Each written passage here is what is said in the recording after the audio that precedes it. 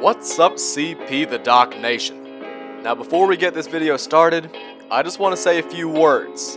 For those of you who've been subscribed to my channel for a while, y'all know that I'm a gaming channel, but today we're going to be doing something a bit different. I'm not going to be playing a game with live commentary and reactions. I'm going to be talking about basketball, basically telling y'all a story.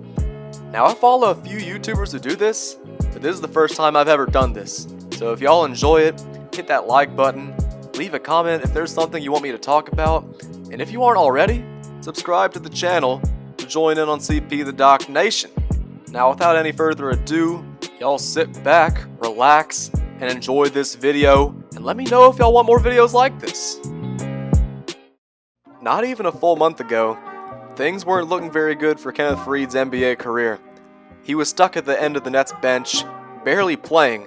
In fact, there was a stretch in the month of January where he didn't play for 12 out of 13 games. Fast forward not even a month, and in 11 games played for the Houston Rockets, Kenneth Faried is averaging over 16 points, 10 rebounds, in 30 minutes a night, all career highs, by far.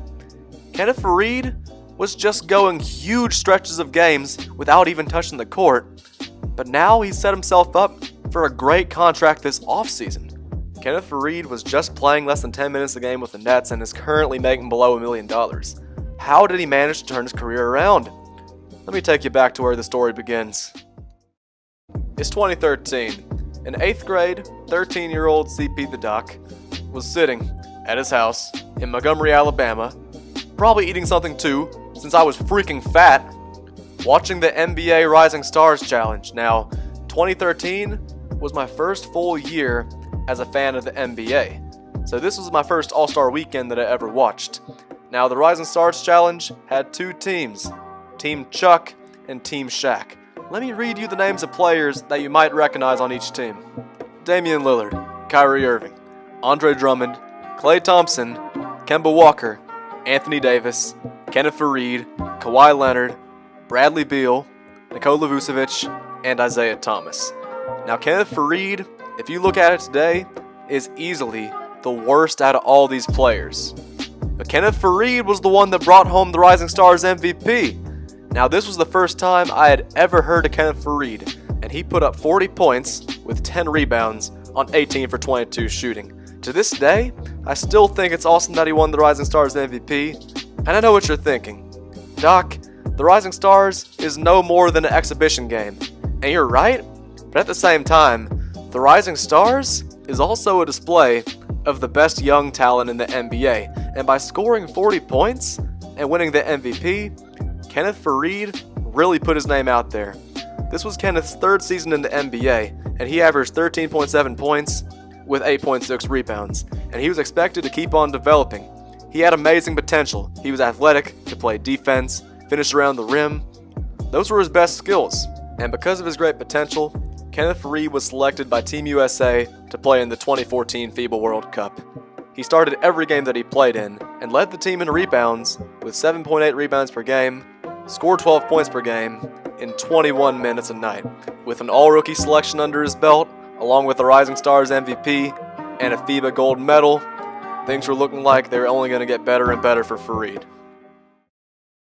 Before we go on with the rest of our story, I feel like now would be a good time to stop and give y'all a little bit of information about Kenneth that is definitely instrumental in the rest of this story. Now, Kenneth Faried is a 6'8", 220-pound power forward out of Morehead State University. To be honest, I'd never heard of it until today. But anyways, Kenneth has always been known for his amazing rebounding ability, despite being undersized for the power forward position. He broke Tim Duncan's D1 rebounding record as a senior and got drafted by the Denver Nuggets, who hope that he can maintain his great rebounding and develop his offensive game as he went along. I bring these things up because while it looked like Kenneth Faried was trending upward, the NBA was actually starting to change, and so was the role of the traditional power forward. In his next two seasons after playing in the FIBA World Cup, Kenneth Faried averaged 12.6 points per game and 8.8 rebounds per game.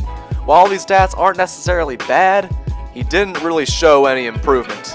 And the reason why he didn't show much improvement is because he always relied on hustle, always relied on his energy and rebounding, and never really developed a jump shot. I mean, his jump shot is putrid. I mean, look at his career three-point percentage. You have a better chance of closing your eyes and guessing what finger someone's holding up than Kenneth Faried hitting a three-pointer. That is super tough. But keep in mind, the stats I showed you from Kenneth Faried's next 2 seasons after winning the FIBA World Cup are from 2015 and 2016. You know what player won back-to-back MVPs those years? Steph Curry. You know what team almost won back-to-back championships those years? The Golden State Warriors. They almost went back-to-back on the strength of three-point shooting alone. After the 2016 finals, teams realized they need to adapt. They need 3 or 4 shooters on the court at a time. And to put it bluntly, Faried couldn't shoot worth a lick. I just showed you the stats. And he's 6'8", so he's not tall enough to play the center, and the Nuggets knew this. After playing Kenneth Faried no less than 23 minutes per game in his first 6 seasons, Kenneth Faried averaged a career low in minutes in 2016-17, averaging 21 minutes a game. And if you thought that was bad, just wait till 2017-18, where Faried played 14 minutes per game, averaging 6 points and 5 rebounds. Now I know what you're thinking. It doesn't get worse than that, but it does! Young big man Nikola Jokic started stepping up big for the Nuggets in his second season. He averaged 17 points, 10 rebounds, and showed glimpses of a great three-point shot. Faried never averaged over 14 points per game. Faried never grabbed double-digit rebounds for a season. And Faried sure as hell never developed a three-point shot. After the 2018 season ended, the Denver Nuggets officially viewed Kenneth Faried as a useless asset. He couldn't shoot, he couldn't guard centers, and he couldn't make plays for others. So why keep him around any longer? July 13th, 2018. The day that Kenneth Faried's NBA career changed forever. The Denver Nuggets, same team that drafted him, traded him away to the Brooklyn Nets, along with Terrell Arthur and 2 first-round picks, in return for Isaiah Whitehead. Now, how did this trade change Faried's career forever?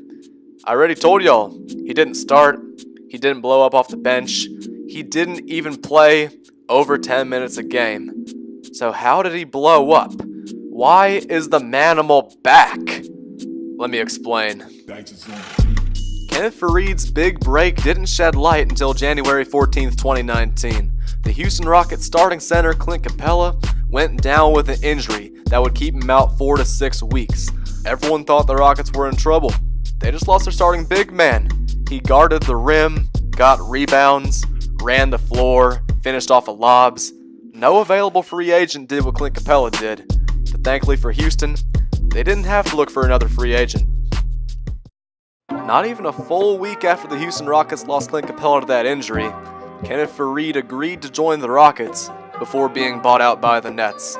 Kenneth Faried had the chance to play for Mike D'Antoni, who's known for bringing out the best in his players. As a player in D'Antoni's system and a teammate of James Harden, Faried didn't have to take a single step outside of his comfort zone.